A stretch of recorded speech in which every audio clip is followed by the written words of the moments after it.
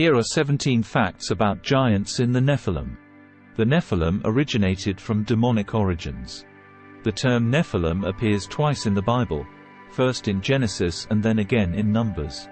According to scholars and commentators, the word can be translated to mean either giants or fallen ones.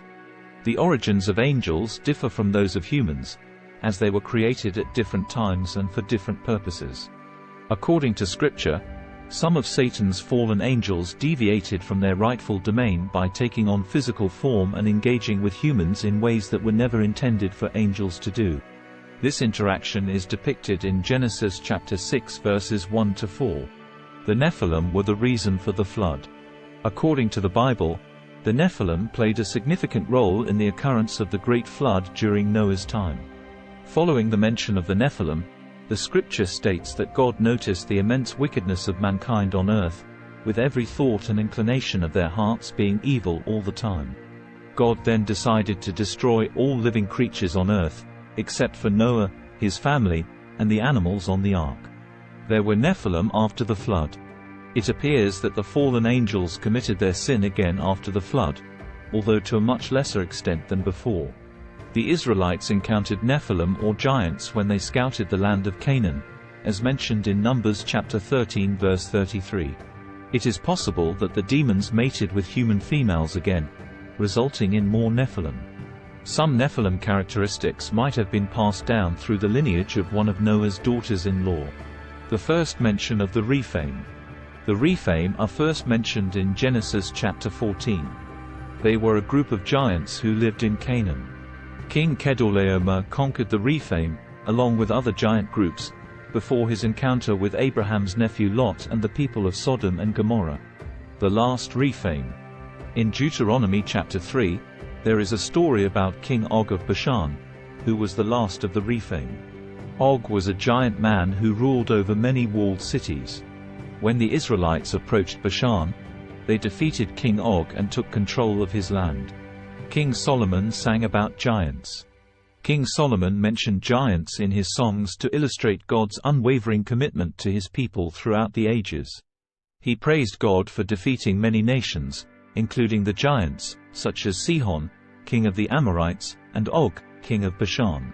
Other names for giants. The Moabites and Ammonites had words for giants, known as Zuzim and Emim, respectively. The Canaanite word for giants, Anakim, referred to all the people who lived in Canaan. The first mention of the Anakites.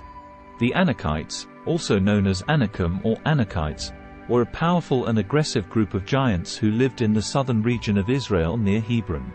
They were descendants of Anak, who was regarded as the greatest man among the Anakim at that time. The Promised Land was full of giants. When Moses sent 12 spies into the Promised Land, they encountered giants known as the Anakim. The spies described them as men of great stature, and the Israelites saw themselves as grasshoppers in comparison. Joshua slayed the last Anakites. Joshua and his army defeated many enemies to claim the Promised Land. The Anakim were the last giants.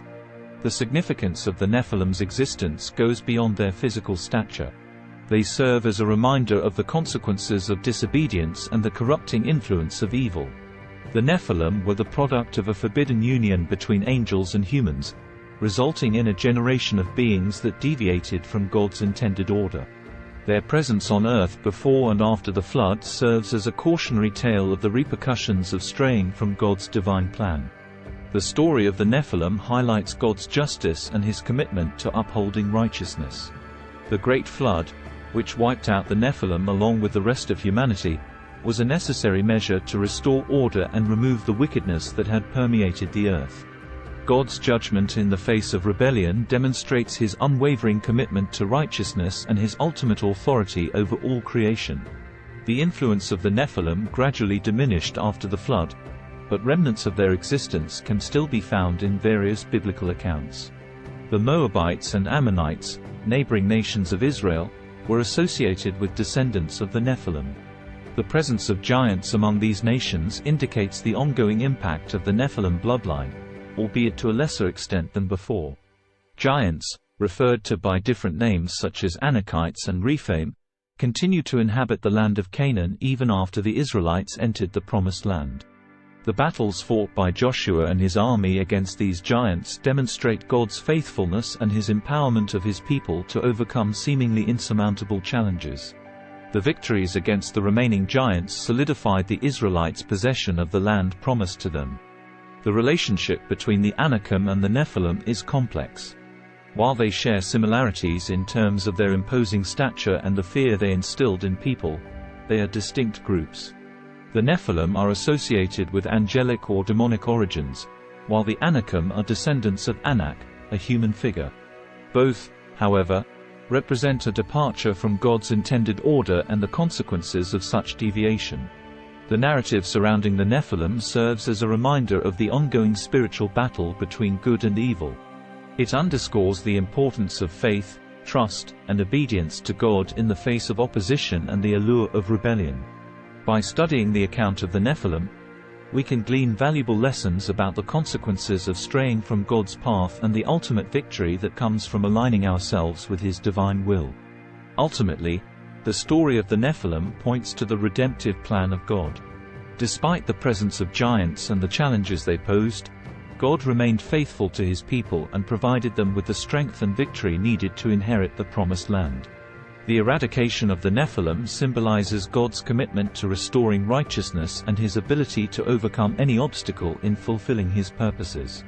In conclusion, the account of the Nephilim in the Bible reveals a fascinating and cautionary aspect of biblical history. It sheds light on the origins, impact, and ultimate demise of these giant beings. Furthermore, it highlights God's justice, faithfulness, and His desire for humanity to align with His divine plan.